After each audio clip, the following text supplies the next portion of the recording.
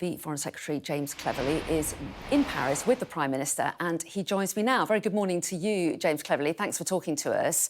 So the government has announced its latest policy to try to stop small boats crossing the Channel this week.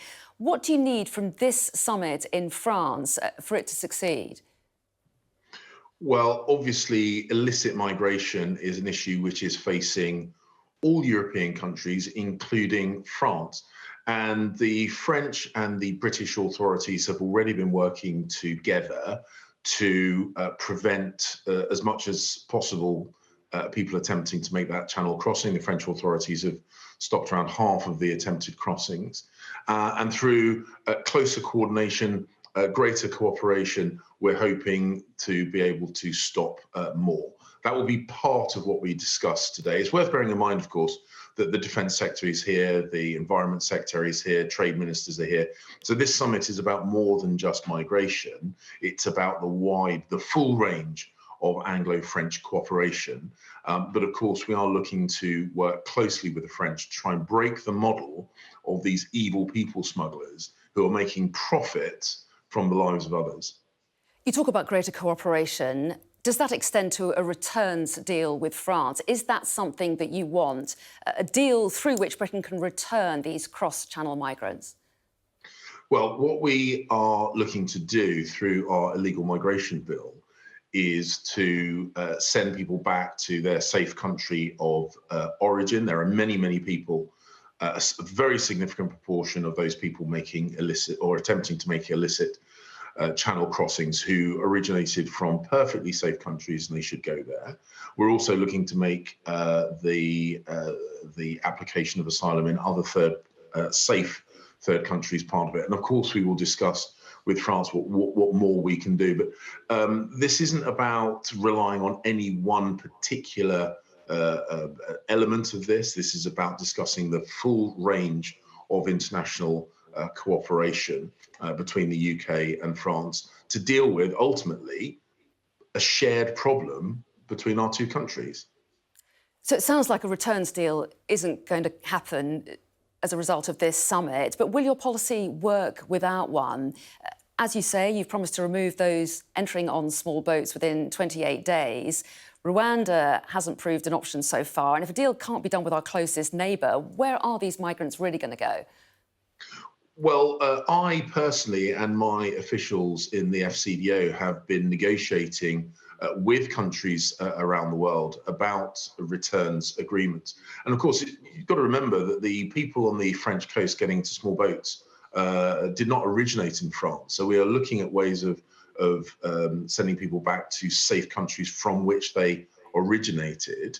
And we continue. We had a successful decision in the courts about our Rwanda scheme, and we will be looking at returning people to safe third countries or their own country of origin.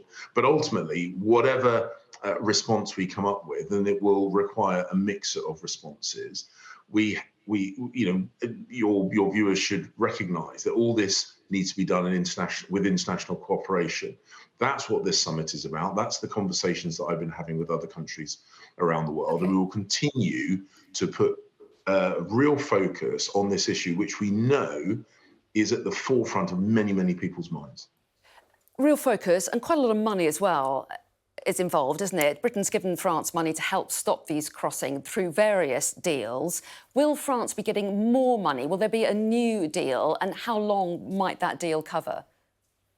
Well, the precise details of how we operationalise, how we turn this joint focus into processes is part of what we're discussing today. And I don't want to speculate what the outcome of those negotiations between the Prime Minister and President Macron will be. But we have been working with the French, including UK part funding some of the French activities on the north coast of France. That has enabled France to, as I say, prevent around half of the attempted crossings. And so this is a model that has proved its effectiveness. We want to make it even more effective still. And of course, we will be negotiating about what the funding of additional work by the French authorities on the French coast will be. But as I say, I don't want to kind of speculate about live negotiations that we'll be conducting today.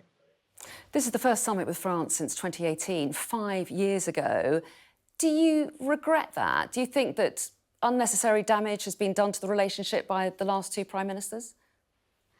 Well, we've got to remember that in that intervening period of time, we have had delays because of the general election. We had the hung parliament, we had the general election, we had COVID. So there have been a number of things which have disrupted the ability to have this joint summit. It's a big event. A number of senior British ministers will be here having meetings with their French counterparts. But it is worth bearing in mind that we have been coordinating very, very closely with the French government, the French authorities, and a whole range of areas, notwithstanding the fact we've not had a formal summit. I speak with my French counterpart, not quite on a weekly basis, but I mean, certainly many, many times a month.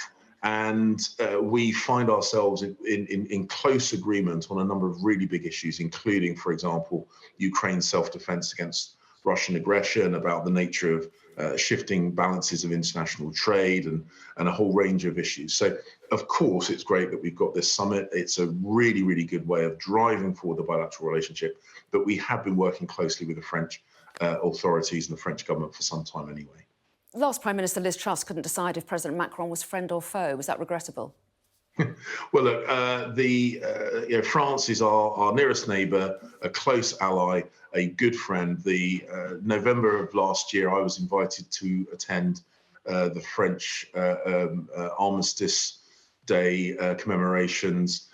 We have a closeness and intimacy of relationship between the UK and France, which is perhaps unlike many around the world. And of course, we're very, very proud of the fact that economically, in terms of defence and a whole load of areas, France and the UK remain very, very close partners and friends. OK, well, James Cleverly, Foreign Secretary, thanks very much indeed for your time this morning ahead of those meetings. We appreciate it.